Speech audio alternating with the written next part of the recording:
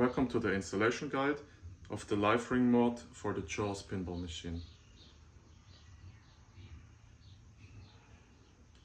To install this mod is actually fairly easy. So the first thing you do is you open the coin door and remove the lock bar.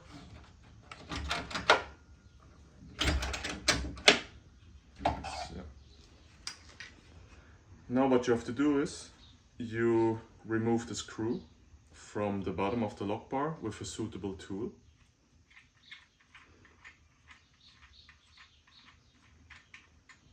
Keep the nut and remove the bottom and the plastic.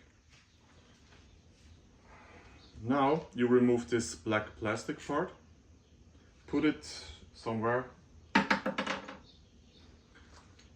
So now you take the live ring and the button, and you see here is a little slot on both sides.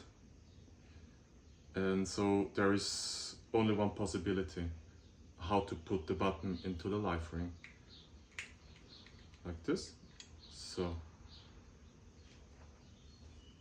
now you do the same with the lock bar. Here you see this little slot, and also here on the live ring, and put it inside. Hold it and put the nut back on.